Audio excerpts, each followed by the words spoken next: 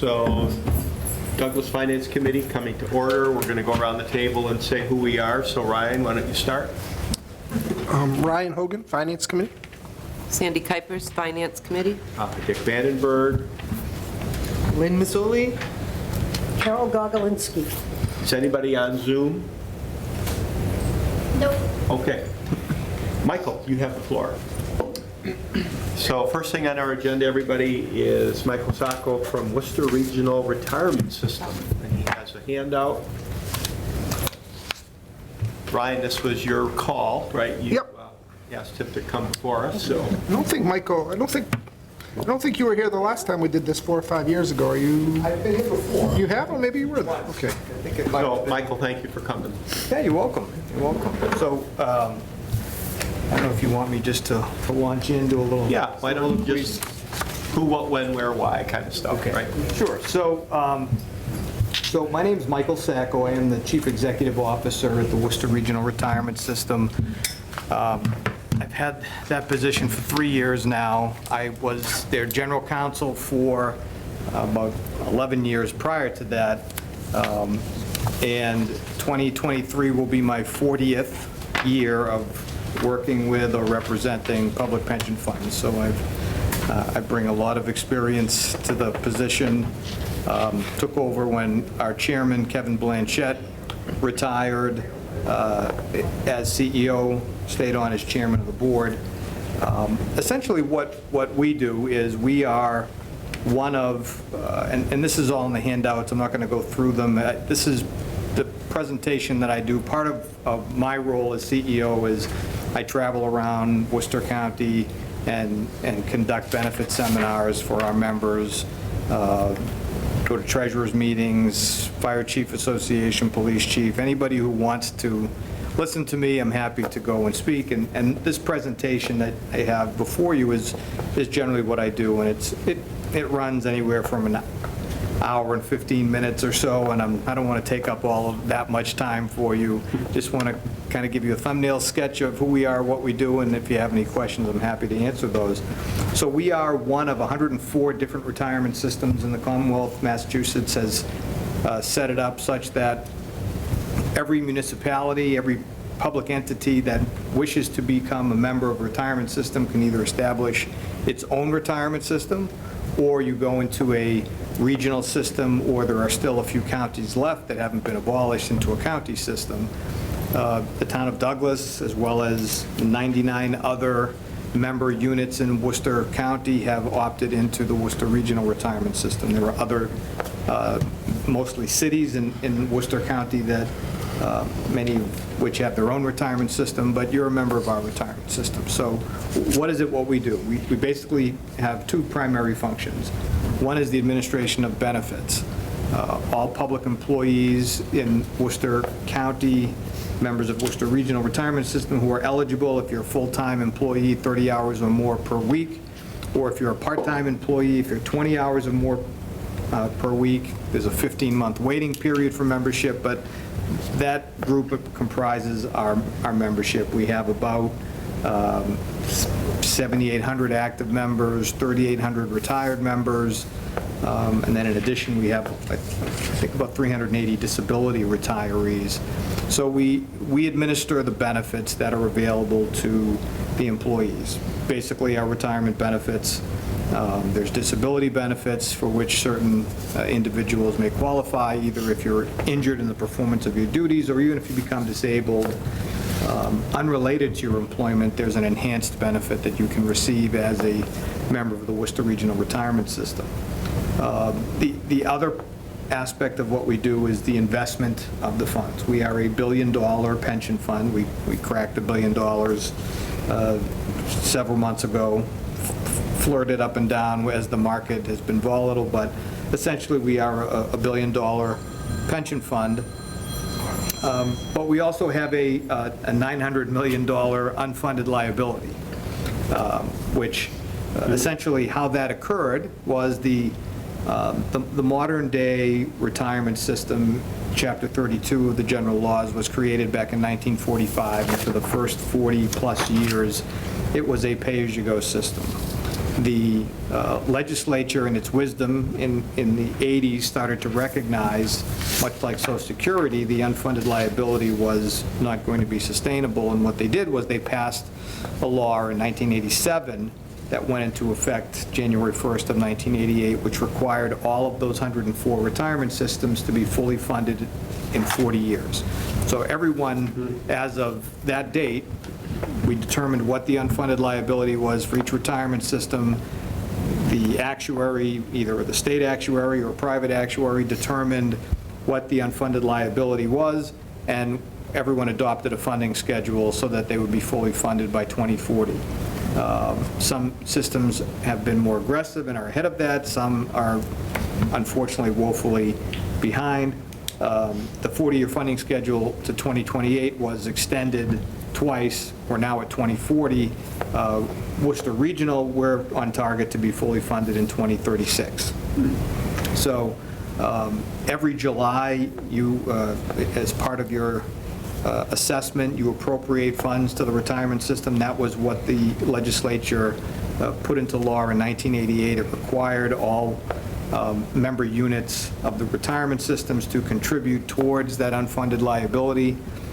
So there's normal cost, and then there's the cost of the unfunded liability that, again, it's amortized over a funding schedule, which for us is 2036. So we invest those funds. The funds are essentially the money that the municipalities and other member units appropriate to us, the contributions that we take out of the members. Most of the members now are contributing at least 8%. Many are 9% members. And there's additional 2% that they contribute over $30,000. And the third leg to that stool is we take those two buckets and we invest that money, and the investment returns that we receive are the three ways that we receive funds into the system. What are the two buckets? So there's the members, the employees' contribution, the member units' contribution, and then the investment income. Oh, gotcha, okay. So we invest with an entity known as, the acronym is PRIT. It's the Pension Reserve Investment Trust. That is the legislatively created investment arm for the two largest retirement systems, the state and the teachers' retirement systems, and all the other 102 have the ability to opt in to the PRIT fund. Worcester Regional made that decision back in 2007, 2008. Back then, when we did that, you're welcome. We did that because there was a law passed that required us to essentially keep pace with the PRIT fund in terms of their investment performance. And you had to be within 2% of their performance on a rolling 10-year period, and if you didn't attain that bogey, then you could be taken into the fund in perpetuity. And so rather than do that, you had an ability to opt into the fund, and we did that back then. And the PRIT fund is an excellent investment fund. What I can tell you about their philosophy is essentially, and this comes from them, not from me, that they will never be number one, but they will never be in the bottom either. They're diversified such that they always participate in the up markets, but when there's a down market, they don't take the big hit like some other aggressive funds do. A year ago, ending a year ago, they're on a fiscal year that ends June 30th of 2021. They had their best fiscal year ever. They had a 30% return. The market was doing great back then, but they did very well. So we're pleased with them and how they invest money, and we're very comfortable with their strategy and philosophy. Are all 104 under the same, I guess, pressure from the state to be fully funded by 2040? Well, yes, it's a legislative mandate. Okay. They have to be fully funded. They have to be on a funding schedule today that requires that they're fully funded by 2040. Now, will that occur in every instance? Probably not. My expectation is that by 2030, if you look at some retirement systems that have not done as good a job as others, they may have to extend that, because as you get closer to that deadline, the payments get higher and higher, and obviously the last thing that anyone wants to do is cause layoffs and be a budget buster for the municipalities and the other member units. So, and that was why they extended it it went from 2028 to 2030 after 2001, when that meltdown, and then in 2008, when the market really melted down, they extended it for 10 years from 2030 to 2040. So, that may happen again. I think when we get on a funding schedule, it's done every 2 years. So you really, even though we are on target to be fully funded for 2036, we really only know what the payments are going to be for FY '24 and FY '25, because that was done based on our last valuation that was done. We do the valuations every 2 years. We have a professional actuary that we hired, who's outstanding and does some great work for us. So, in a nutshell, that is who we are, that is what we do. We have a 5-member board. We meet once a month, open meetings, other than the disability hearings, which are done in executive session. We meet at our office at 23 Mid-State Drive, and those meetings are open to the public. We've got a staff of 9 dedicated people who essentially process all these retirements, respond to member inquiries. Members have the ability to purchase service credit, prior service that they worked where they weren't members of the retirement system, to enhance their benefits. We process refunds for people who exit the system, retirements when people retire, disabilities. We have a fairly robust process for disability hearings where we have the opportunity to vet each and every claim that comes before us, because for any municipality, an accidental disability is a significant financial obligation that you take responsibility for ultimately, but we take it very seriously. While most claims are legitimate and qualify, there are some that don't, not necessarily through fraud or by any other illicit means, but just the statute is fairly strict in terms of meeting the causation standard to qualify for a disability retirement, and when those cases are denied, then we litigate those cases, and that's also part of my responsibility as CEO. I handle all the legal aspects of the job. Yes? Regarding the disability, is there a finite period of time that one can collect disability benefits? No, all retirement benefits are lifetime benefits. So if you qualify for a disability benefit, whether you're 35 or 55, you will receive it for the rest of your life. There are re-examination processes that are undertaken every couple of years. If people rehabilitate and are able to get back to work, they can be reinstated, and then the disability would be rescinded and they'd go back to work. But if someone has a catastrophic injury or an injury such that they are unable to recover from that, if they're a disability retiree for 30, 40 years, that certainly is possible. So does that make it so they can't then apply for SSDI at the same time? Right. Public employees in Massachusetts do not contribute to Social Security. Okay. So if they may have a short-term or long-term disability perhaps, but this is the only benefit that they receive. And once you receive a disability benefit, you also have earnings restrictions as a disability retiree.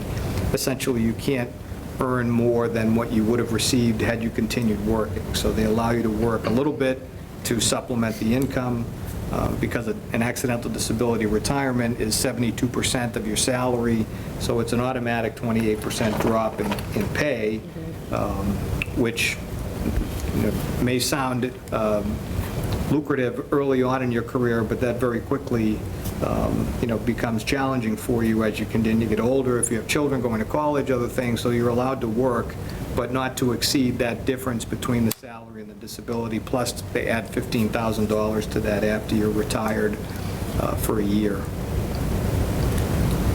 Thank you. Sure. Brian, you wanted him to come. Is there anything particularly that concerns you about this topic?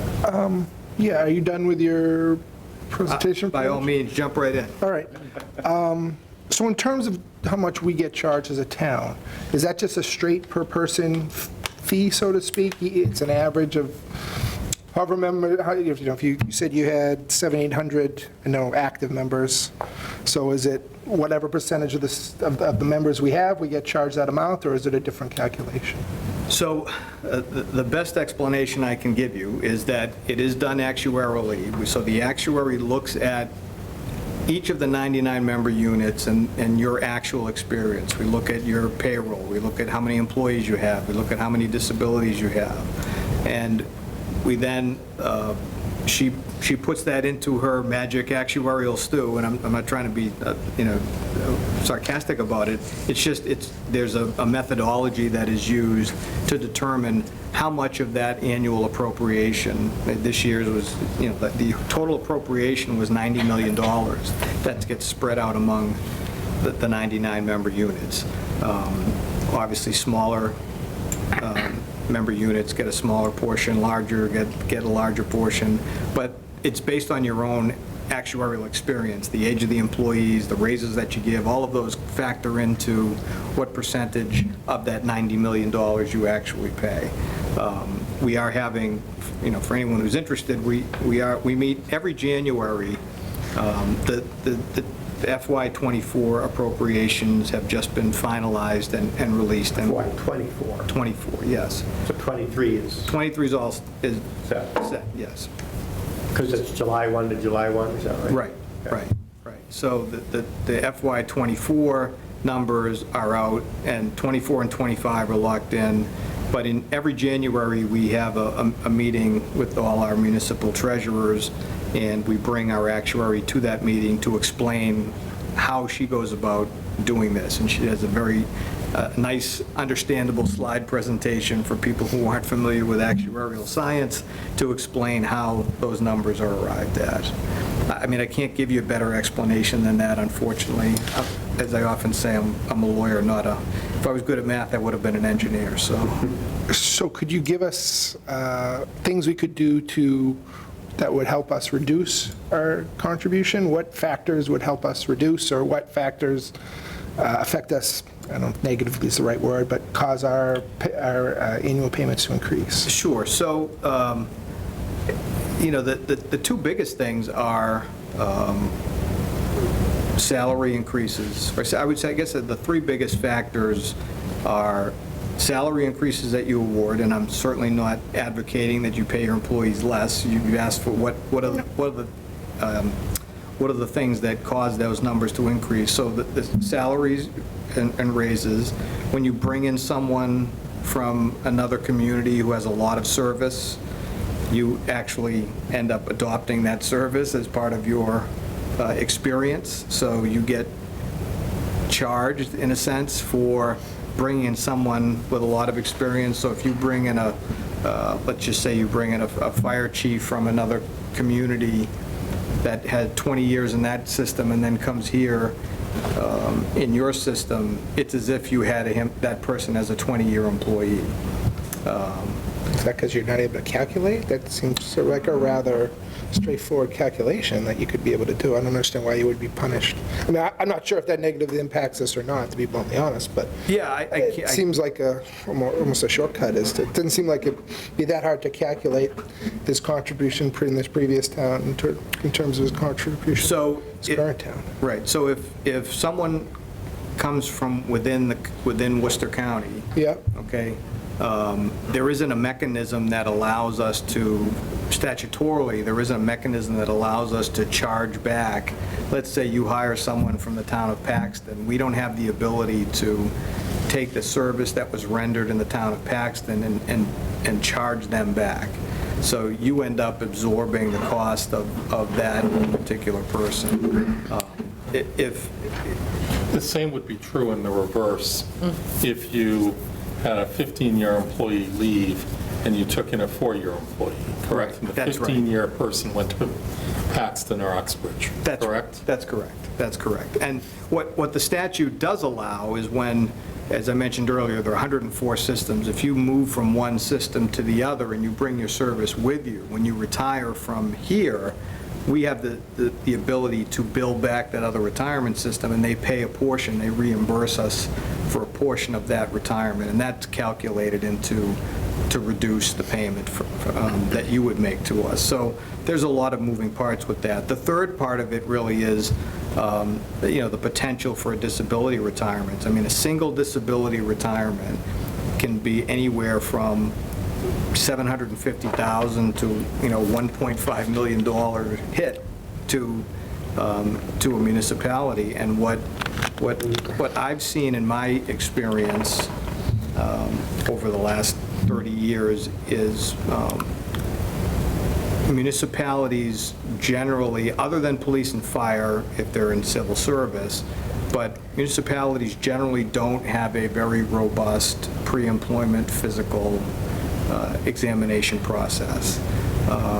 There are a lot of people that are hired that have underlying conditions that perhaps are not as well suited to the position for which they're hired, particularly when it's a physically demanding job. Some do a better job than others, and I can't tell you, and I'm talking there not just with Worcester Regional. What I did before taking this job is, in my private law practice, I represented half of the retirement systems in the Commonwealth, so I've seen this all over the state, that a lot of people are going out on disabilities based on conditions that they had prior to being hired, but then those conditions were aggravated on the job here, and the statute allows an aggravation of a pre-existing condition to qualify for an accidental disability retirement. So, I can't get into too many specifics, but I recently had a case of someone who was on the job for 3 years and had a torn rotator cuff before he was hired. MRIs, demonstrably there, and that was not caught at the pre-employment process because they didn't ask the right questions. They didn't do a thorough examination. And that particular community, now since he has aggravated that condition to the point of incapacity, is going to end up paying for that person's accidental disability actuarially for the next 30-plus years. But it was in the medical records. It was in the medical records. I mean, there were certain... So that's a flaw in the disability, the way it's written with this program here. Well, not really. There's an old saying, you take your victim as you find them, right? So if the member units do the job that they're permitted to do, which is, now HIPAA laws preclude you from getting certain information, but certainly if you're hiring someone, for example, and they have to be able to lift 100 pounds, you can ask them and make them demonstrate that they can actually do that. That is permissible. I can tell you most employers don't do that. If they have to carry objects up and down stairs, you can make them demonstrate that they can actually perform the duties. Many employers don't do that. From our perspective, whatever decision you make as an employer, we then have to deal with whatever happens after that. So, I can't speak to the legislative wisdom of the pre-existing condition issue other than to say that there are tools available to employers to try and minimize those types of hires without being discriminatory, of course. But then once they become members of the system, if they haven't, now the person about whom I just spoke clearly had an injury, and it clearly worsened his condition. So the legislature says that's compensable, so there isn't a lot we can do. So it doesn't work like traditional disability insurance then? Because when you have something that you didn't disclose, they're all over your medical records, the insurance company. Sure. They're not paying the claim. Right. So it sounds like that works differently with the municipal system. Right, well, again, HIPAA laws preclude the employer from asking certain questions, obtaining certain records, unless it's a bona fide requirement for the job. And even then, you're restricted to what you can request. The disclosure issue is a real one, but that's more civil service, because in the civil service realm, the police and fire, they fill out a 80-question questionnaire that asks them about everything. They go through a physical, their blood pressure is taken, their heart is monitored, reflexes tested, all of those things, so it's a far more robust process. You don't see that with your average, DPW hiring or custodial hiring. And again, my message to you is that whatever tools you have available to you, you should use them.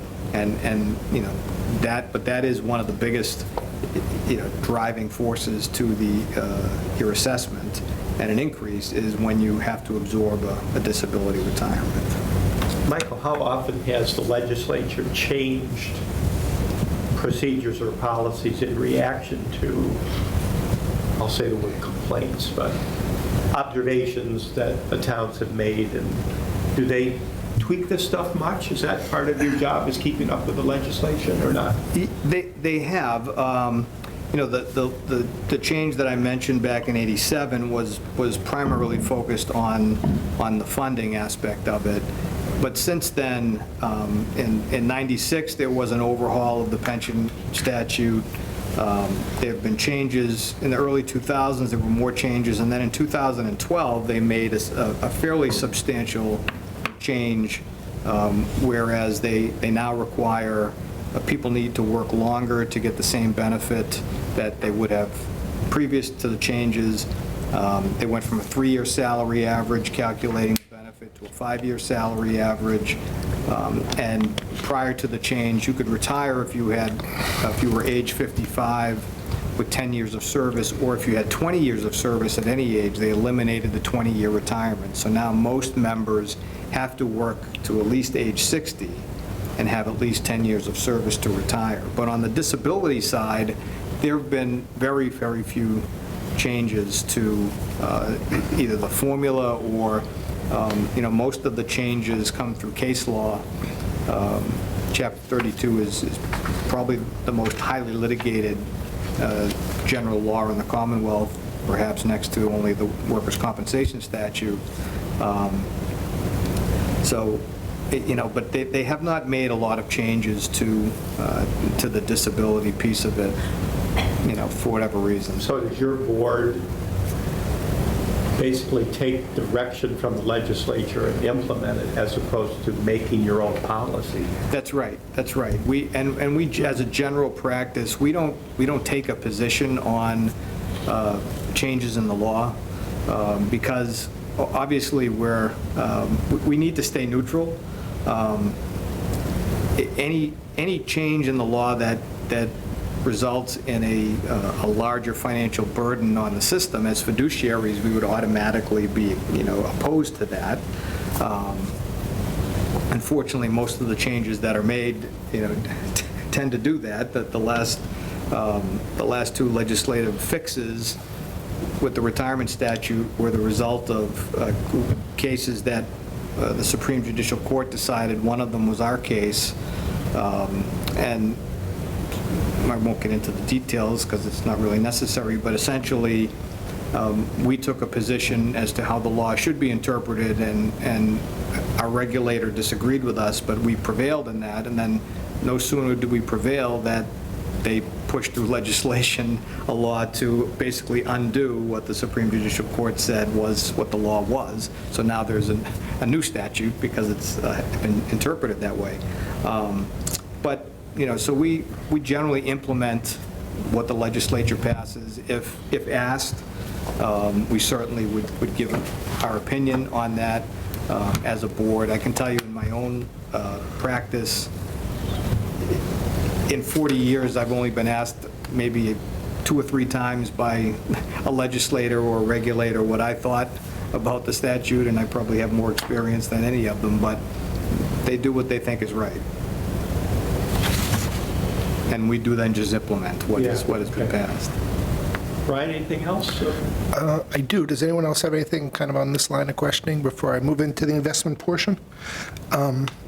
You said your investments were managed by the Brit Fund, is that what you said? PRIT, P-R-I-T, the Pension Reserve Investment Trust. There is, just on the slides that I gave you, if you go into page 6, you can see that's the asset allocation. Now, this is the old, well, they haven't changed this essentially since October of 2021, so I haven't updated, but for those of you who are interested in investments, you can see the diversification of the portfolio, over a broad spectrum of investments. And so we don't have any decision in how the money is allocated. That's what they do. They have consultants and professionals on staff who determine, based on their view of the market, what is the best asset allocation model for the fund. And again, they've historically done very well. Historically, we have exceeded, over the 30-year time horizon, we've exceeded what used to be our 8% actuarial rate of return. We're now down to 7.35%. So we have always outdone or outperformed what our target was, and the PRIT fund generally does that fairly consistently. But that is the asset allocation for the fund.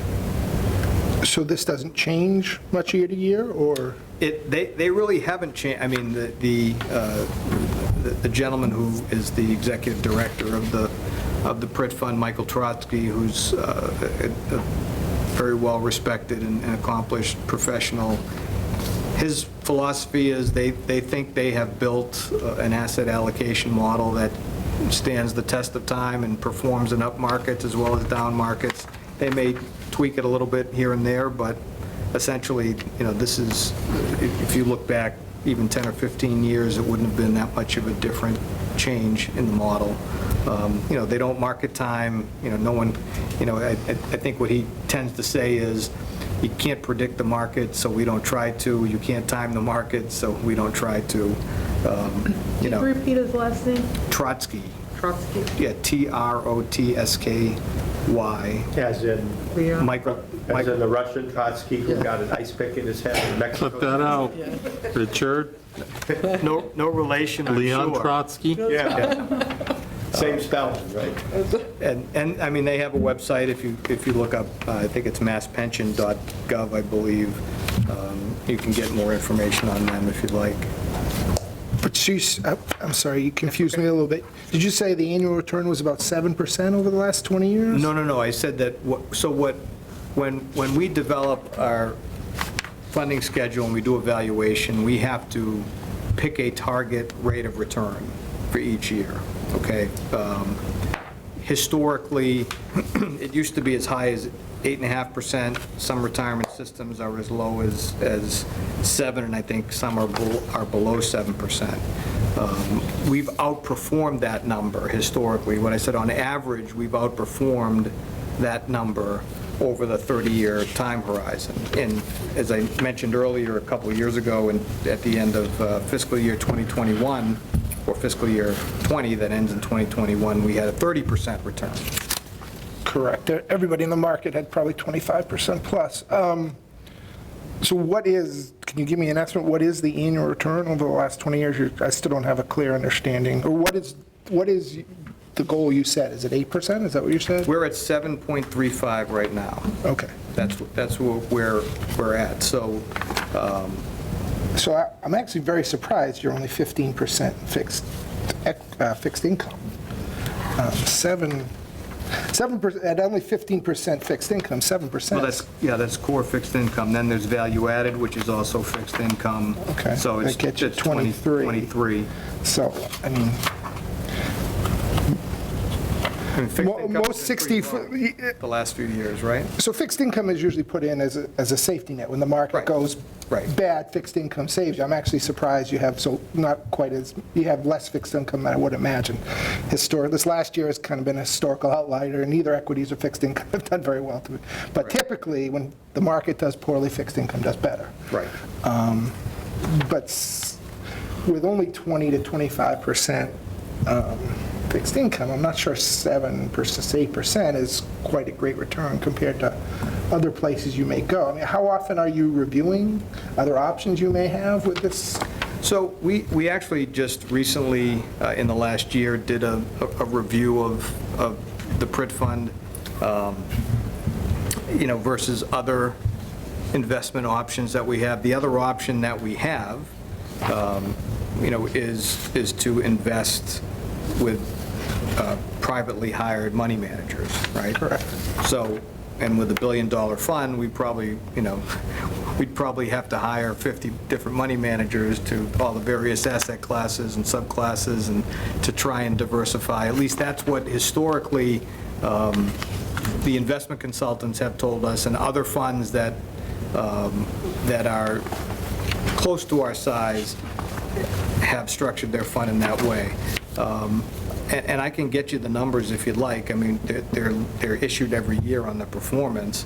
The PRIT fund, again, has done better than most on average through the history. There are some years you'll see some boards that significantly outperformed, and then when the markets are down, those same boards significantly underperformed. So, I think, and I'm not speaking for the PRIT fund, of course, but, their philosophy is they believe that what they do, and historically, when you look at the numbers, when the market is doing well, they do well, but not number one, and that's how. Yeah, I understand they're a conservative fund, right? Yeah. Their performance would be ahead of the game in down markets typically and a little behind in up markets. Yes. And that's probably what you'd be doing. I would just think you're such a large fund, and, you said the downside of not performing up to the standards of the BRIT fund is you'd be in the BRIT fund permanently, correct? Is that what you said? Right. Which you kind of are anyway, right? Well, You've been right, in we this fund over voluntarily the went 20. in so that we weren't put in perpetuity, correct? Okay.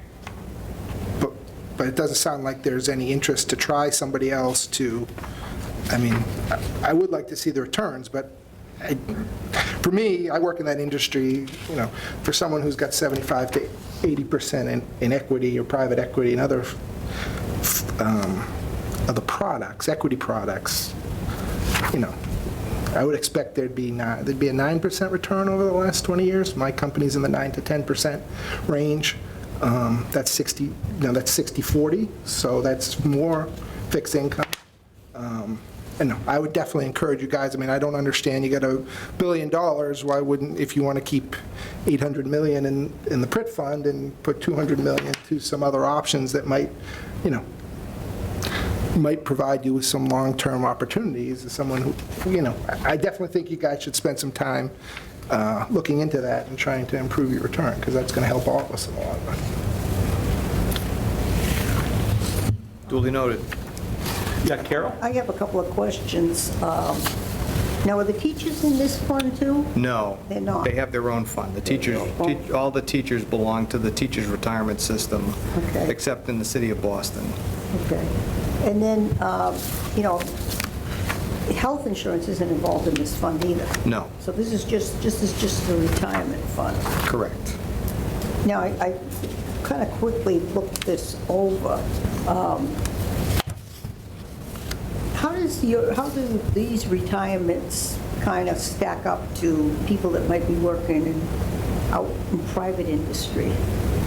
So our fund is what's known as a defined benefit plan, as opposed to a defined contribution plan, which, might be a 401K. Right. That's market dependent.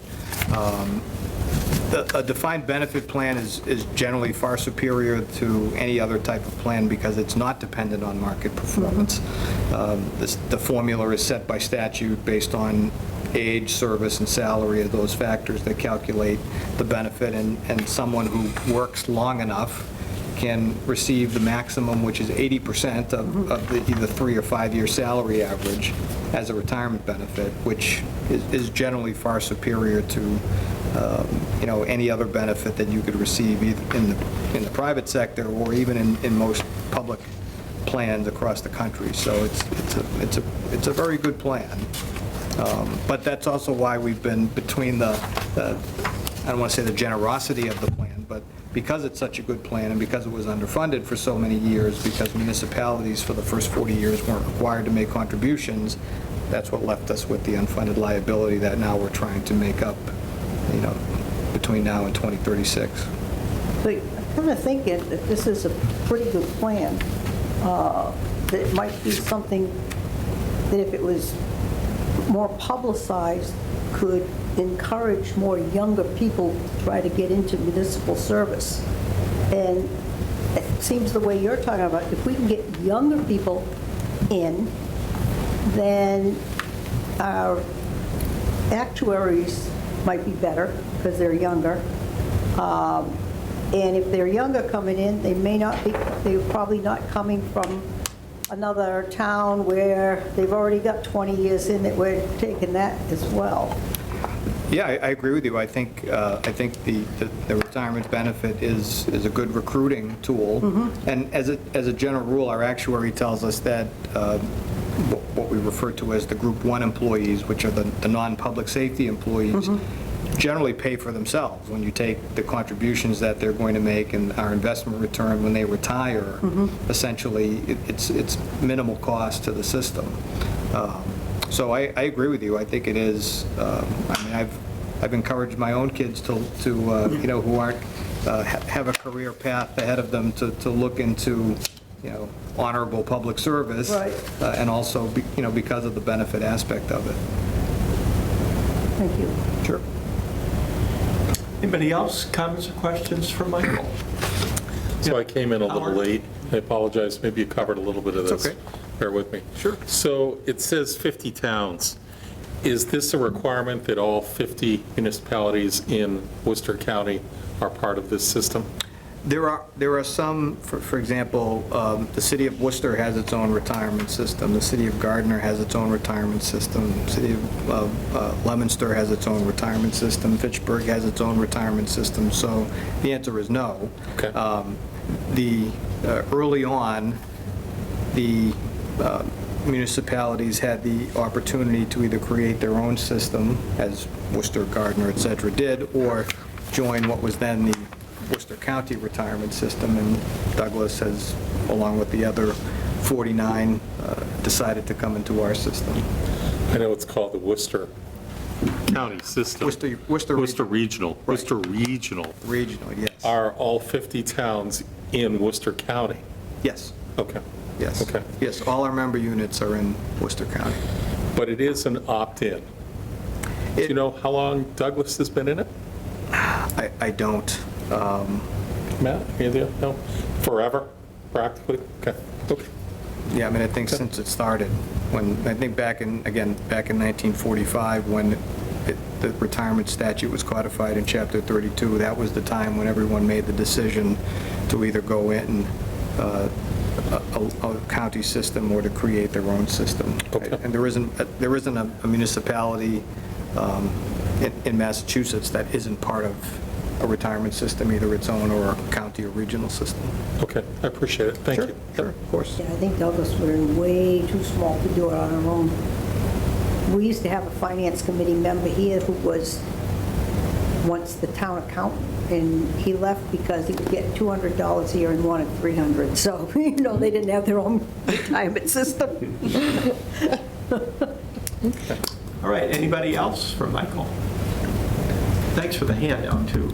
Sure. Yeah, this is on the website. I just wanted to bring it in case anybody wanted to flip through it, but if you have any questions, I'll email to Gene the performance numbers That would so be you can great. have those. And Appreciate it. And thanks for having me, and come back next year if you invite me. Yeah, appreciate you. Thank you very much. Appreciate you coming in, Michael. Thank you so much. You're Thank welcome. Merry Christmas, everybody. Merry Christmas. To you, too. Thank you.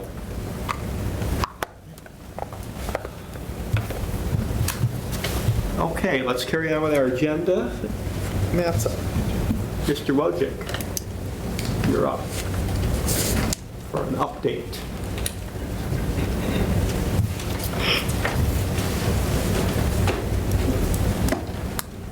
Safe travels, Michael.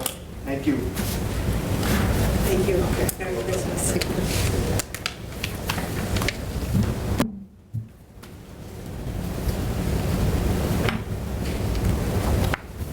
So I just asked Matt to update us on what he thinks is pertinent for our committee at this point. So I leave it up to him. I'm waiting for him to be out of earshot. You and Jean have matching shirts on today? It's the team spirit, you know? Yeah.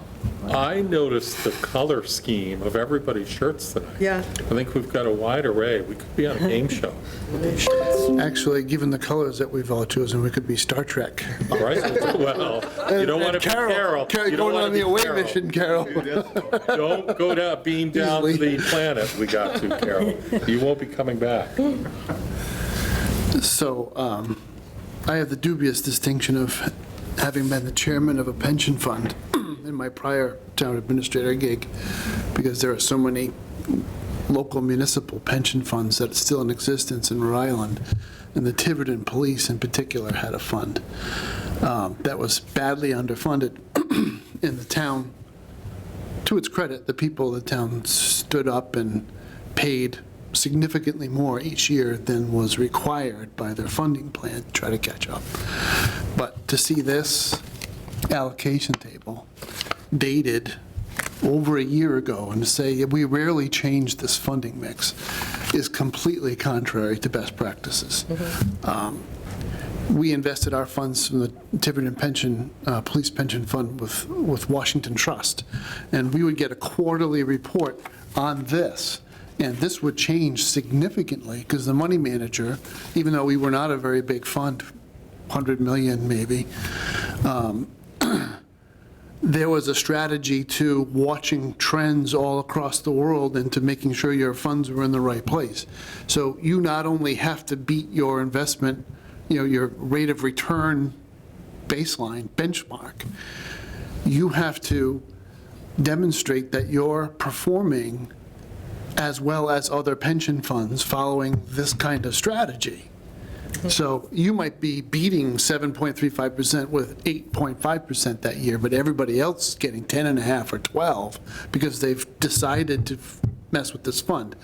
So I get a little bit agitated when people in really nice suits and shoes keep telling me how smart they are and how long they've been doing it and how successful they are, but I still can go to my phone sitting there and go to an agency, state agency called PIRAC, which rates all of the pension funds for the Commonwealth of Massachusetts, and there are 105 of them.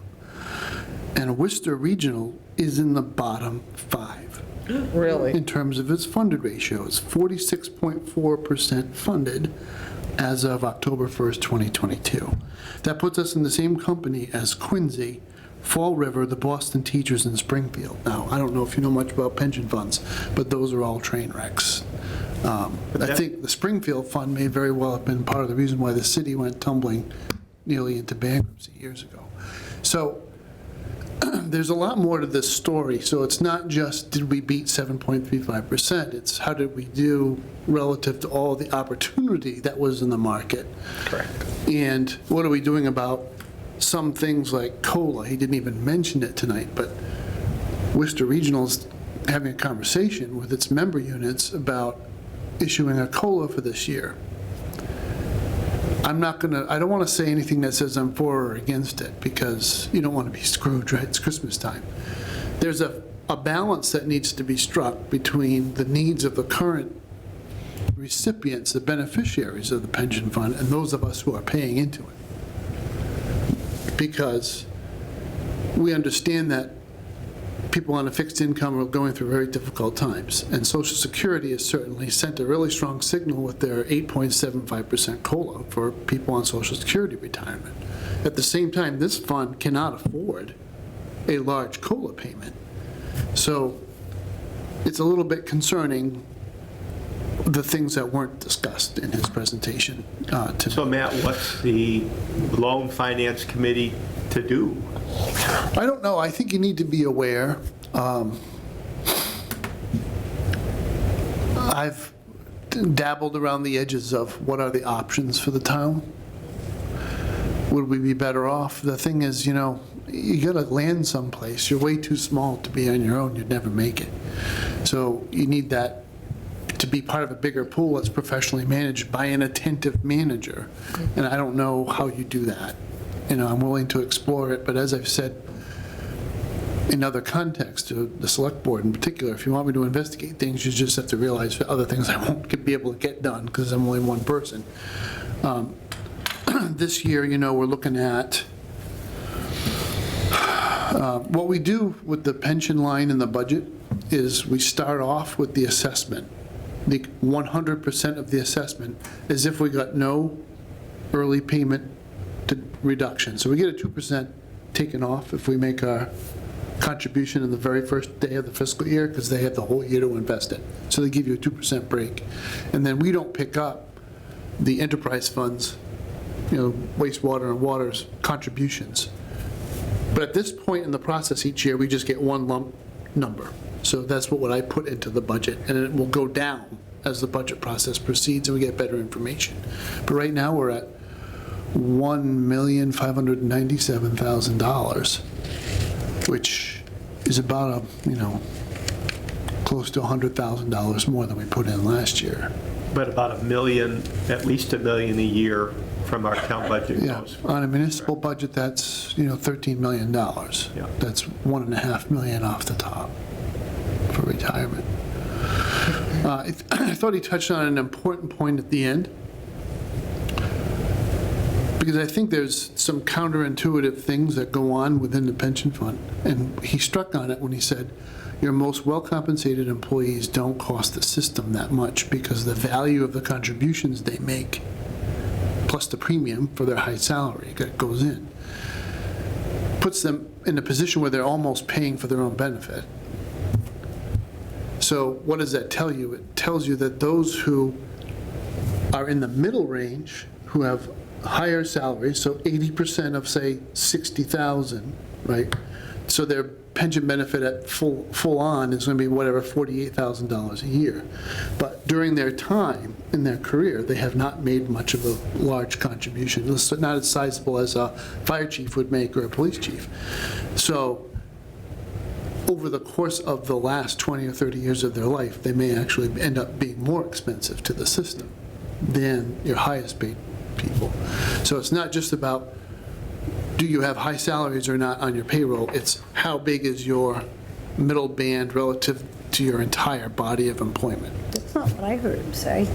That's not what I thought he said. Yeah. That's not what I heard him I say. heard him say about the young. I heard him say if you get somebody in young in the system, That was at the end of his presentation. He was talking about rates of compensation.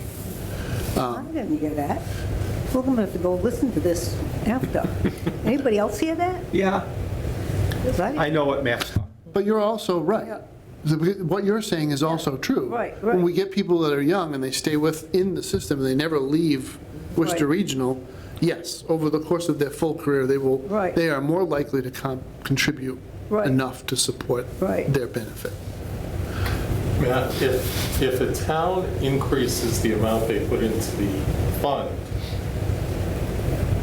do those fund increases stay dedicated to the town's employees, or do they just slide across the 50-plus municipalities? So the crux of your question, is it pooled? And I don't think it is. We are all rated individually for purposes of establishing our contributions. And so when you look at the contribution score sheet, each individual community has a different rate of increase year over year.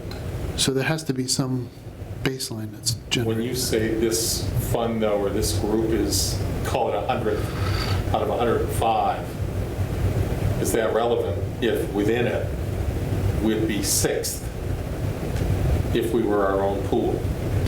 I see what you're saying. It's under. Clearly, there are communities that have a lot more ground to make up than Douglas, Within this? within the Within greater, this. the Worcester Regional. Okay. Absolutely. There are some that I- have much higher question, rates of right? increase, yes. Okay. So we are kind of in the middle, Okay, all right? Within the 100th worst, we're pretty good. You know, Fair enough, though? that was how I made myself feel better about baseball, right? I have a very slow fastball, but amongst those people with slow fastballs, mine's great. Pretty good player. Right. All right, okay. Yeah, so, it's, So don't we have self-control then over whether we want to be contributing more on an annualized budget to? you could do that, right? And it would be factored into your unfunded liability. So, of that 1.597, it works out that, kind of interesting, our normal contribution is right around 590,000. So what that means is almost $1 million of what we'll put in this year, we're already putting towards unfunded liability.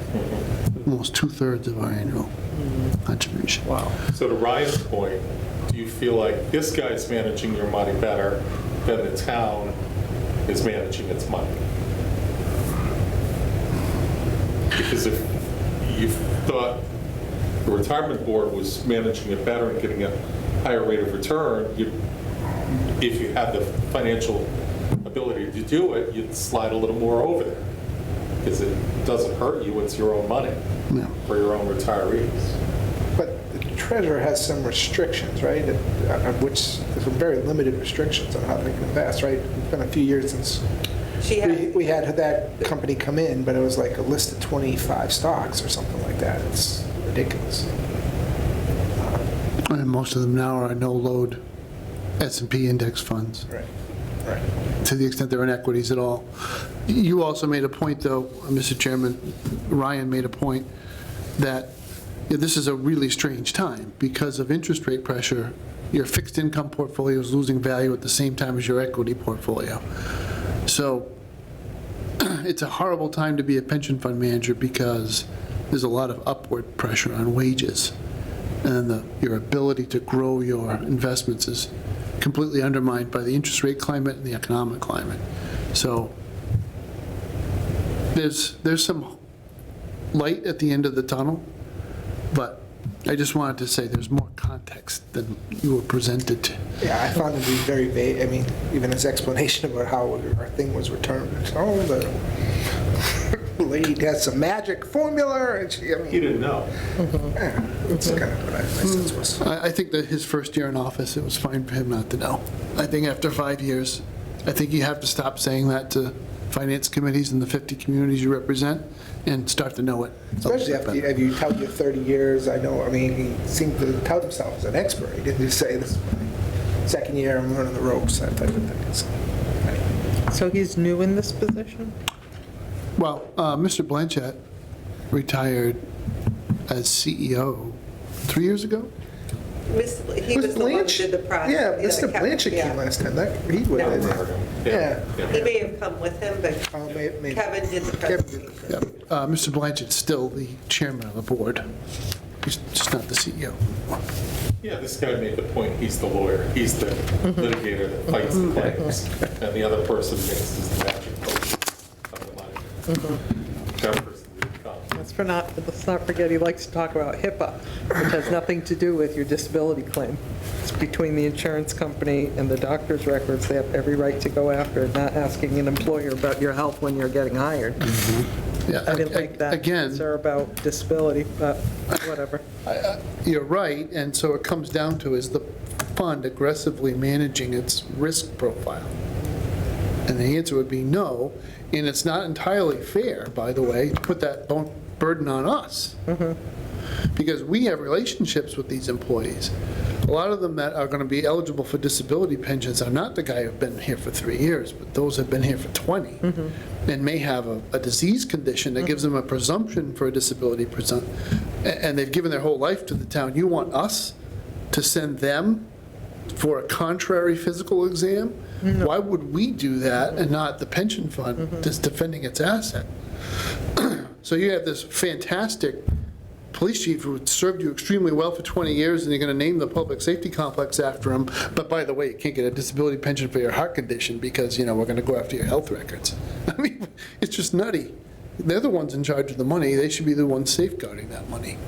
No, my point was more, when you put in a disability claim, especially if you're somebody new like that, and you had a pre-existing condition when you came in, any private disability claim would not pay that because they look. Right? It's different than what you're talking about. And what he's doing. Yeah. Right. The town of Douglas, just for the record, if anybody ever watches this proceeding, Mr. Chairman, we do physical exams for new employees, especially if they have physical requirements in their job description. It is also true that police and fire nowadays do a physical ability test before they are allowed to attend the academies. So there's a lot more screening that goes on. With the cancer presumption came a regular exam for cancer. So you have to have a baseline screening, and that becomes part of the record.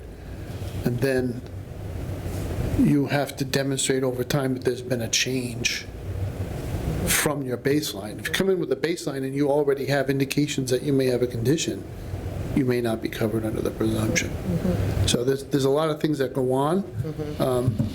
I don't want to belabor your meeting. This one was particularly jarring to me because there's a type of chart called a Marimekko, which is just a great big grid, and it'll show over time, it's going to show you how the allocation tables were changed and the performance of those different categories in columns across the page, and you can see the colors will vary wildly from quarter to quarter.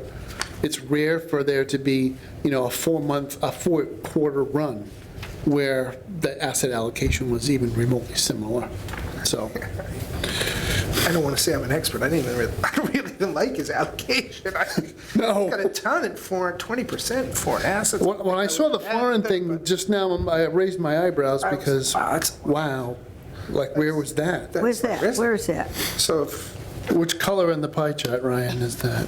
Orange? yeah, so if you look to on the right-hand side, Oh, the the international international equity equity? plus the emerging markets. Those are both foreign? Yeah, It's a general, yes, pretty much. So that's more than, that is way more than I'm used to seeing. yeah, so the company I work for that's kind of, we're a conservative fund as well, right? Yeah. We're not super aggressive, so it's kind of my wheelhouse. So, but we tend to do 60, like, he's only in 25% fixed income.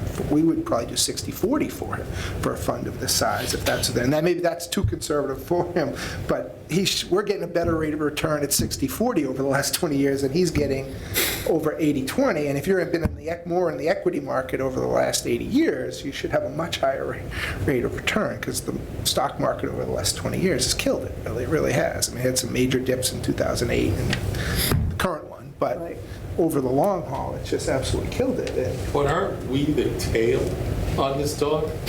that seemed to be, We're 1/50th of the tail. he pretty much told me to go pound sand, and I said, I recommended he invest. He thought about it for a minute, and then he gave you Yeah. a duly noted. Yeah. But He was the point hammer and I was the being- nail. The point being that if the answer is that you opt in, and we don't want to take more of your time away from other things because it hasn't been reinvented in 77 years, but it's on us if we decide that it's not a good fund for us to be in. We're not going to change what they decide. You need a place to go. I think that's, Right, right. and a way to, a path And to you get need to there. figure out if there's a place to go, right? Right. But otherwise, you're just questioning something that isn't going to change because you question it, Right. right? Sounds to me like we're saying this is terrible. But we'll get in next year too, Yes. right? Right. Yeah. But even that much, you'd still have to explain to the town meeting member what it is they're voting on. So if they choose to take an interest in this account, they can watch this conversation Yeah. and learn that, yeah, we're well aware that it could be better, but there isn't much we can do about it. And that's how we end up where we end up. Kind of like your hands are tied. Good. Let's carry on, Matt. Okay. So I will be brief. We're in that part of the listen to me, budget process now, where I'm starting to pull together the spreadsheet, get the elements together. And the last time I spoke to you, I was just beginning now, I'm about halfway into the process. I have a pension number now, thanks to this. I'll give you just a rough bullet points on some of the things that I'm that are forward in my mind. On the revenue side, this year we experienced a $100,000 increase in the pilot payment for the state forest. And About time. I am not sure if that's going to be sustained, right? So we will be inquiring of our State House delegation as to whether or not we can expect that 345,000 to stay 345,000, or whether it's going to go back to 246, which is where it was before that. That 100,000 ends up being kind of a big deal, because typically, as I get towards the end of the budget process and I'm looking to swing and close a deficit, I don't like to be much more than 100,000. So if I got a revenue hit of 100,000, I'd be kind of out of whack. So Did everybody get an increase, or was it? So pilot was much more well-funded last year than it has been in the past. Typically, the allocation doesn't change much because it's done by a per acre basis. So we only gain if we put more and more land into the state. Yeah, I didn't know if our reps said something. It was just, the whole fund was increased for everyone. As you know, the state budget is awash with money. I'm hoping they did the prudent thing, which is only increase the pilot to the level they thought they would be able to continue to fund in perpetuity. We'll see. This year will be different in that we will not account for any cannabis revenue as a revenue source. Say that again? We will not have any cannabis revenue in the budget as a revenue source. So if it comes in, it'll come in as one-time revenue, or be treated like one-time revenue, unanticipated revenue, and will not be part of the formula for what we balance against. For the year that we're in, we used $250,000 as a rough estimate of a conservative number we felt would be possible from the building permit revenue from the major projects in town, knowing that that was a very low number, but we put something in to the budget. That will not be in the revenue budget for this year either. So from the get-go, I'm going to be taking out cannabis and building permit, which together was over $300,000. This is why that extra 100 for pilot matters. The building permit revenue is actually going to come in this year because the building permit has been issued already, and we're awaiting payment. The actual money that's going to come in is going to be over $1 million, but that will close at the end of the year for however Gene and the accountants handle it. Yeah. It's probably going to go into free cash. Clarify gears, Fiscal because we're currently in 20. Fiscal '23. We're currently in 23. We're talking about the budget for 24. 24. And you won't have it in the 2024 budget? So, no, the thought process was you would get building permit revenue from the project in 1 year, and the next year you would see that show up as new growth, Okay. because the building would at least be partially completed, Yeah. and the assessor has told me he will assess every square inch of steel Sure. that's right? Exactly, that's his job. So that was, we would expect the bump in new growth for fiscal '24.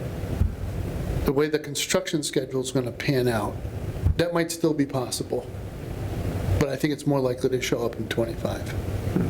So I'm looking at '24 now, so I'm building up to a point, Mr. Chairman, which is that I think this will feel like a tight budget year for us, because When we're working on, the one we're working on for fiscal '24 is going to feel like a tight budget because of this, the revenue dynamic, the timing of the construction of the major economic development projects, in our otherwise difficult new growth environment. So this year we budgeted 400,000 for new growth. I don't think we're going to go much past 250 if we even go to 250 this year. Because again, you have supply chain and inflation around building materials, you have interest rates going up, and you have a shortage of workers in every industry. So the home building industries could possibly have a tough year in Oh, it '24. could be very tough. So I wouldn't put a whole lot of extra confidence in new growth as a major driver for next year. So we will be relying predominantly on the 2.5% increase to the levy. The good news is the tax base is bigger than it's been in the past, much bigger than it was in the past. So there's enough strength there to carry us through, but in terms of major dynamic changes into the budget, it would be more likely to be fiscal '25 than fiscal '24. So a couple other things that are going on. We have an astronomical claim in our health insurance pool. There's good news and bad news. The good news, well, first the bad news. It's over $1 million. And that $1 million, even though it hit the spec, and our spec is only $150,000 for stop loss. So we paid the first $150,000 out of our trust fund, and the other over $850,000 is covered by our stop loss insurance. So obviously, the stop loss carrier is unhappy. Most stop loss carriers across the Commonwealth of Massachusetts right now are extremely unhappy, and they're crushing most of us with much bigger premiums. But that's only about 6% of the cost of our fund. So even if it goes up, and we have a lot more bargaining power than others, even if it goes up, it won't be tragic. Where it's going to hit us is that because it's in the spec, it will go into our experience rating. Now, here's the good news. The claim actually goes back 2 years. So there was some sort of weirdness about this claim because it was inpatient services. That the thought was the institution may not have thought that everything that they were putting through was going to be covered, or there was back and forth about treatment plans or something, but the claim wasn't finalized and put through the system until now, but the actual dates of service are 2 years old. So instead of hitting us, our experience as a huge claim in the last year, it hits our experience as a bad claim 2 years ago, which the way our underwriting is done is only 30% impact. So we cannot possibly think that we're going to get a 0% this year for our health insurance, even though the rest of the pool is performing extremely well. Our loss ratio is very low. We're in the 60s. We are still going to look at something more than a 0, but it certainly won't be a 10. So I've been told for the time being, my placeholder value is a 3%. Now, the other driver of our health insurance costs, because together with pension, it's a major piece of our budget, is the census. And what we never can predict on any given year is how many people are going to opt into the town's insurance, how many new hires will take it versus waive it and stay with their spouse or their significant other's plans. So census changes can have a really big change for us. I mean, if you think a family plan is, for the lack of, let's just use a very round number, it's close enough. Let's say it's $25,000. So if you have 4 people join the town and take family plans, it's $100,000 between their HSA and their working rate for their claims. So it's still, over the course of several years now, has proven to be a huge cost avoidance that we are on average 2.5% a year, which I don't think anybody else can say with confidence. So even if we did a 3, we would still be within our historical band with this purchasing arrangement. This leads us to a couple more quick conversations. One is I'm still trying to do compensation reform. So most of the budget, if I had my druthers, I would say I'm trying to keep static. Despite inflationary headwinds, I'm trying to keep expense budgets flat so that I can direct most of the non-pension, non-health insurance increases in the budget to personnel, because we have fallen quite far behind other communities of our size, especially for those positions where the person has worked for the town for a long time. So we go out to hire, in order to get somebody, we have to adjust the salary up. But if somebody who's been here for us, working for us for a long time, they've been at step 10 for 20 years, and we haven't adjusted their salary because their position hasn't gone out to bid, basically. So that's the dynamic that we have to catch up. Either catch up or not be able to find people, because that's the world we're in right now. Or retain. Or retain people. So I'm trying to focus the energy on that. It is an oddity of the market right now that gasoline prices are flattening or decreasing, even though diesel prices are staying very high. And home heating fuel prices. And home heating fuel. Right. So the Which town is a large everybody- consumer of both products. So the blend of our total fuel cost is actually going to be pretty flat because of the mix of the fuels that we use. But we are always going to have to keep an eye on gasoline prices if they were to shoot back up. You never know when somebody's going to accidentally smoke a cigarette at the refinery and blow us all to the kingdom come in terms of costs. Electricity, as I've said before, the town's energy contracts are on long-term, so we are not going to be affected by electricity prices that are affecting the rest of the marketplace. So that's the good news in terms of being able to hold the lid on expenses, but other things that we buy are just way more expensive, especially repairs to vehicles. Vehicles are almost impossible to get. Generators are nearly impossible to get. So a lot of our capital projects that town meeting approved, we still haven't received the product yet. But they were on order, they're in queue, we just haven't gotten the stuff yet, which can be a little bit frustrating. I think that's where I am with my overview, Mr. Chairman. I don't have anything else What to. did the snowfall cost us? This is an expensive snowstorm. So What did we have a round number every time the trucks went out? It was so many thousands of dollars, right? So just the salt alone, a little over $9,000 a run. This snowstorm cost 3 runs. So we did 3 runs of salt and 1 run of plows. So it was about a $38,000 storm. Because the price of salt's gone sky high. We're better off. The cost of salt is through the roof. Yeah. There's a game that's been played, and we've got to write articles about this stuff, the salt industry. Now, they figured us out. They figured out how to game the procurement. So it's a game of chess. We will have to think about what our strategy is going to be going forward. So there are 2 big players, right? The Shrewsbury contract is one of the biggest in the state. We're part of the Shrewsbury contract. And the statewide contract is the lion's share of the rest of the salt that gets purchased. Our contract, we require all members of the Shrewsbury contract you don't select the lowest bidder, you select 2. So the lowest bidder gets 70% of the work and the next lowest bidder gets 30%. That's good for supply management, being able to make sure you get it. But what if that number 2 bidder ends up being the lowest bidder on the statewide contract?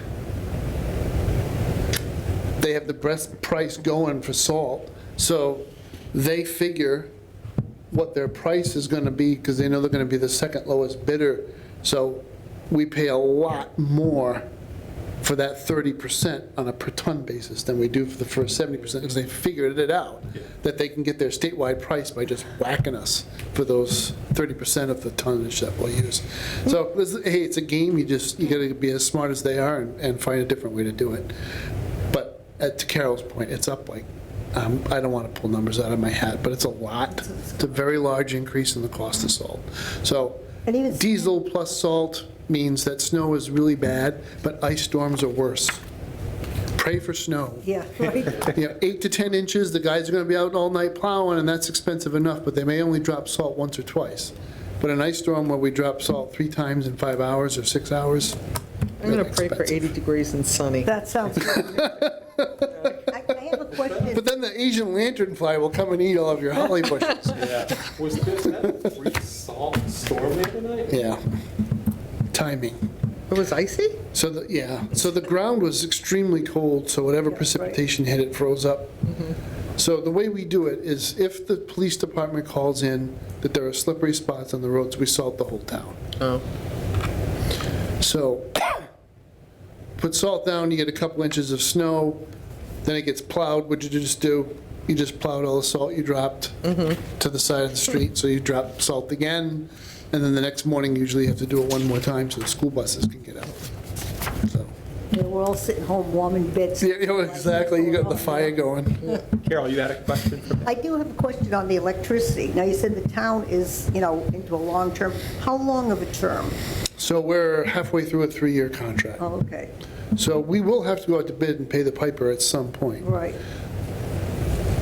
We locked in, we basically, you may recall, we went to town meeting and asked for permission to do a 5-year contract. Right. Pretty much right after I started here, like 2018. So we're in the final couple of years of that 5-year contract, but we're in the last 3 years, we're bid out separately from the first 2. So the hope is that when we go out to bid again, Yeah. and it does look like calendar year 2025 might be a good year to be out, because the pressure on natural gas may be less Yeah. than it is right now with the war in Ukraine. So we're at whatever, 10 cents. Yeah, right. The market's at 21, 22 cents. And then we get our solar credits on top of it. Yeah. So we're really paying about 7.5 cents a kilowatt hour right now for generation, the generation portion only. The long-term outlook on this is it's just going to be way more expensive than people think. It's one thing to talk about electrification, it's another thing to actually do it. The way the market is built, the ratepayer pays for the assets. It's just in your bill. Yeah. So the cost of building substations everywhere so that we can charge everybody's batteries and get everything electrified, those substations and the wires and the generation facilities, not so much the generation facilities, just the wires and the substations, you're paying for that stuff. And it's, what, $5 million, $8 million for a small substation. So that portion of your bill called transmission and distribution is going to continue to go up. Right. Because I think that, the residential customers, we went to the Constellation, I think we're locked into what, December? You're at 10.7 Yeah. if you went with the town's Yeah. energy aggregation. Right, You're at right. 10.7. And I think that they said it's locked in until December of '23, I think. Correct. Okay, anybody else, questions for Matt? All right, thanks, Matt. Thank you. Thank you. We appreciate it. Okay, let's look at our agendas, everybody. We got minutes from June 21 to look at. This I was, think that might be over here. that was when Let's see, what do we approved all Yeah. kinds of fund What do we have? transfers. A whole bunch more or what? We reorganized, we approved tons of minutes. You guys all have a copy of June 21 somewhere? So I think the only minutes that were outstanding are the small meeting before the special town meeting. Is Phil still part of the finance committee? No, he resigned. Oh, he did? Yeah, Okay, just too busy, he said. yeah, okay, because I noticed on this he was absent both of these, and I haven't seen him in a while. Okay. So any questions on June 21, anybody?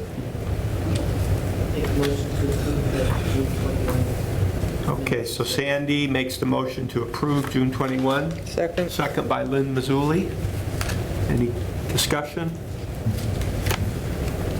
Okay, all in favor, say aye. Aye. Aye. Opposed? Abstain? I wasn't a member, so I'm still. Okay, Ryan abstained. All right, so that motion passes. And then the October 11, we held because Carol had some concerns about the clarity of them. So if everybody would look at October 11, page 1, at the very bottom, the paragraph that begins Article 12 and 13, I think, Carol, that was the one you were concerned about, right? So I'm going to read out loud the fourth line from the bottom, where it says the committee had questions, okay? So the committee had questions about why there is being changes to these bylaws. Mr. Benoit spoke about a particular large-scale project that triggered a concern for a change in the bylaws. There was concern about the change affecting pre-existing companies, and Mr. Benoit stated that it would not affect them. And Ms. Gogolinsky wanted that to be stated so that it was well known. And then he goes on, the minutes go on about something Matt had said. So Carol, was your sense that was not clear enough, or what was it about that you were unhappy about? Because I don't think this is not exactly what we saw last time. Correct. This is the changed one. I don't think so. Because I have hold on it, and I wrote it the night before the annual, the special town meeting. This was the copy I had in the room before the meeting. So we're looking at the same document that we looked at then? Yep. That we wanted to have changed? Well, Carol felt it was a little vague, this part. It was vague, and that's why I don't think it's that vague now. That's why I'm thinking it's changed. No, it's the same one. Concerns about the change affecting stated that it would not affect them. Yeah. I thought there was discussion about the non-conforming use, Right. Okay. and I thought that was your concern. Right. That it If he wasn't changes referenced. that. Right. So I actually Right, watched, because I asked him if it would be affecting non-conforming uses. And he Right. said that, no, it would not affect non-conforming uses. Right. But that word, non-conforming use word is not in here. this, Pre-existing non-conforming. Pre-existing companies, not pre-existing non-conforming use. And there's a difference between a pre-existing company and a pre-existing non-conforming use. so what I did, Carol, is But- I watched the tape Yeah. a couple of times. Yeah, And I ran it by Stephanie, who's the minute taker, okay. and asked her if it was okay if we inserted what I'm going to read out Oh, loud. okay, okay. Got it. So after well-known, I recommend, I'm moving this, I guess, to the group. And Mr. Benoit repeated that those with pre-existing, non-conforming operations would not be affected. Now, I think you need pre-existing non-conforming use. Well, That's the word that they use Okay, in, a legal word. Dick, It's where are not. you making this addition? Where exactly? Whereabouts? I I'm can't- On inserting the it next page? right before it says Mr. Wojcik. Okay, On the second page, first line, yep, be after the word known and before Mr. Wojcik? correct. Okay, go ahead. So it'd be, and Mr. Benoit repeated that those with pre-existing, non-conforming Uses, uses, okay, would not be affected, right. period. Ms. Gogolinsky expressed her desire for town council to comment on that issue at the upcoming special town meeting, which you said. You said, I want town council to speak to this. Right. But at the special town meeting, it never came up because it got tabled. Right, right. So would that catch the drift of it, Carol, Yeah. if we inserted that? Yeah. Would that be It would, okay with you? because that's what we asked about pre-existing non-conforming use. And Right. how about the sentence about you're hoping town council would? You can put it in. You want that in the minutes too? Sure, or why not? If it was said, it should be on it. Yeah, And I ran this proposal past Stephanie, the minute Yep. taker. She said, it's fine with me, if Okay. it's fine with you guys. okay. Is that okay with everybody? So do new actual physical minutes get generated, or the motion now will simply incorporate your ad into the official minutes of Yeah, the meeting? that will be the Okay. motion. So I'm moving then that the addition that I just read is included in these minutes. Is that okay with everybody? I would second that. So Howard seconds it. So I make the motion, Howard seconds it, I'll just read it one more time. So after, at the top of page 2, after well-known, I'm inserting, and Mr. Benoit repeated that those with pre-existing non-conforming uses would not be affected, period. Ms. Gogolinsky expressed her desire for town council to comment on that issue at the upcoming special town meeting. Okay with everybody? Say, all in favor, say aye. Aye. Aye. Opposed? Are we approving the whole minutes or just Just that? that insertion. Okay, aye, please. Okay. So now we need a motion to approve the minutes as amended. Somebody make that motion. Brian, Before you question? do that, Yeah. section 2, Mr. Wojcik spoke about new growth. What, is this on page 2, Matt? This one? Page 2, yeah. Or Ryan, sorry. So, The update on capital projects, that one? yes. Okay. She talks about the governor has also increased various carriers, mutual aid, chapter 70 increased. Is that for fiscal year '23? Do you know, Gene, those numbers? Oh. I'm sorry? Do you have the minutes there, Gene? So these numbers in here, Gene, on page 2? Right in here? You weren't there, Ryan, I don't think. I was there, but I don't remember, the numbers are, the pilot number is different than he just quoted for fiscal '24, so Oh, you were there, Ryan, I sorry. was there, yeah. I wasn't at the special town meeting. I'll compare that to this cherry sheet.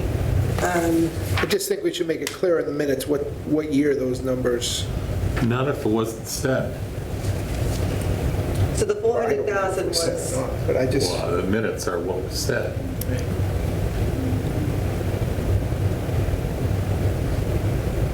we don't think it was clear at the, I don't know. I don't know. My e- notes don't say. I don't either, but if I'm reading these minutes, I don't have any idea what what those I numbers. understand. So I guess we should put it, it's unclear where. So do you want to hold off on this, Brian, then?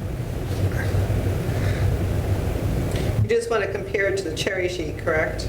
Well, I just like, so if I'm reading this and I haven't seen the meeting, I don't understand what year those numbers are for. I think they were for the current fiscal They year. should be for the current, but I'm going to see if I can get this. You know, like he did tonight. He starts talking about Yeah, I'm this not- year, next year, last year, this Yeah, year. yeah. And you've got to talk I don't know fiscal what year. years. And I in know. December, it's even more confusing than ever. Yeah, right, yeah. But I don't think you would have had these numbers for fiscal '24 yet, so, But he No, may no, never have definitely said, Definitely not 24. okay. he may never have said, these are for fiscal 2023, right? It's an update on capital projects So it's the current year, probably. into the budget for this year. Is that satisfactory? Do you see that? The top line, the second line of 2? New growth and how the town put 400K into the budget for this year. Oh, yeah. I wish it would say fiscal 2023, that's all. My notes say we have new growth in 2 years. So we ready to approve the minutes with the amendment, or do you want to hold off on it, everybody? I make a motion to approve the minutes as is with the one amendment we've already, Okay, so Howard makes a motion to approve with the amendment that I did. right. Second by anybody? Second it. Lynn Mazzulli seconds. All right, all in favor, say aye. Aye. Aye. Opposed? Nay, 1 opposed, okay. So Ryan Got it. votes no, because it's a little unclear for you, right? it's more than a little unclear, but yeah, that's, Okay, so let's carry on with our agenda. So I've just put upcoming meetings, everybody. We notice, Howard, February 14 is Valentine's Day. You can be You here. are hitting a trifecta for me. Where is the agenda? My anniversary, then my wife's birthday, then Valentine's Day. Valentine's Day, wow. What are you, a divorce lawyer? I am, yeah. Carol, I sent you the minutes, didn't I? Serious, are those 3 dates? We did September 14th was my anniversary. I couldn't make that one. We did November 16th was a special town meeting. That was my wife's birthday, and now we've got Valentine's. Oh, what a I was at romantic you a are. wake, the special town meeting in Connecticut, so I missed it. So just want to encourage everybody to try to be here, these upcoming meetings, because Okay. this is the crunch time for all the people coming in. Gene reminded me of this the other day. Our bylaws, the town bylaws, have a little bit about attendance. Do Sure. they? Yeah. Yeah, and Do you need a sub? if you're unexcused, you can be removed from the board if you miss a lot of meetings. But to be excused, you simply have to let the chairman know that you're going to be absent. And give a pretty good reason. You don't even have to give a reason. You just have to let the chairman know, so, That's a pretty low threshold. yeah. But would everybody really make a point Sure. of coming to the meetings starting in January, because we've got a lot of work to do. And we had that discussion maybe 3 years ago, right? Some of this group were here, and our numbers started to dip to 5 and below. And I actually, Yeah. you know, I've said it, and I'm sure Dick would echo, this group's been really good. This group, this internal group has been really good. I don't think we've gone under quorum in about No. 3 years. right? Sounds about You've done a right, good yeah. job of making sure that we've stayed up on it. So did we just lose Phil? Was that the only one? Yeah. Okay. No, Yeah, that was my next question. I was actually going to raise that because I haven't seen Phil in a while. And So so you're Phil- saying he sent a tendered letter of his resignation, yeah. Okay, so we're back down to 8. Yeah. And tonight we have Mike and Heather not here. Right. But we're going to try no. to all be here. When we were starting here last time, or the time before, Mike said that they have extended being Zoom. able to go through Zoom. That we're allowed to go through Zoom for what, another year I or think something like so, that? something like I Yeah. heard that too, yeah. Yeah, so, you know, if it's bad weather, we might Yeah. be able to go through Zoom. If we happen to land in Florida, we might be able to go through. If we That's a happen great to, idea. Gene. Carol, yeah, sure. What about foreign countries? What if we happen to... Only if land we're there? investing our. Do they have Zoom in Italy, Lynn? Up in Milano or Torino? I don't know. Zoomy. Yeah. They almost have, I think Okay. it's worldwide. So, okay, so, sorry, go ahead. What were you going to say, Howard? No, just the new dates. Okay. So the 2nd and 4th, I just put these down. So Gene, do we know the date of the town meeting yet? Is it usually the first It is month? the first, I believe it's May 1st, the first Monday in May. Okay. May Day. And then how much time before the town meeting does the warrant get published? I mean, when will our last meeting be? In April, probably? We will have a schedule for you for your next meeting, which I'm assuming is going to be in January. January 14 or 10? Yeah, January 10. Yeah, so I'm working with Lisa. I actually gave her a little heads up today that we'll be working towards your next meeting with that schedule. Okay. So as you guys look ahead to the schedule for next year, if there's any person or department that you really want to be here other than what would normally be here, like police, fire, and so on, just let Gene know or let me know. So will we start with people on the 10th, or will we? No. No, we'll just start No, planning. you know, we don't even have the budget numbers until probably that second meeting in January. But I Will we think, need to meet on January 10 or not? you know, I think it may set, if it's a quick meeting, it may set the tone for what, you know, Matt's going to present and get you Okay. reacquainted with the, you know, it could be a quick thing. We could talk about what departments you want in. And, you know, I'll be able to confirm with them in what order. Maybe Matt will have more work on the compensation. So I wouldn't say to cancel it because you always have the risk of snow in the winter. But I don't expect it to be a heavy meeting. Okay, Maybe more just okay, this is what's going to happen. okay, I may not be able to make that meeting. okay. That's my daughter's literal move-in date for school back down in DC. We haven't decided yet whether we'll move her in early. Well, we will carry on in your absence if All we right, can. but at the moment, I think I'll be, You'll zoom in? not from the car. I'm kidding. Not while you're driving. I'm kidding. You probably could if somebody else is driving. I think all of that's dangerous, Carol.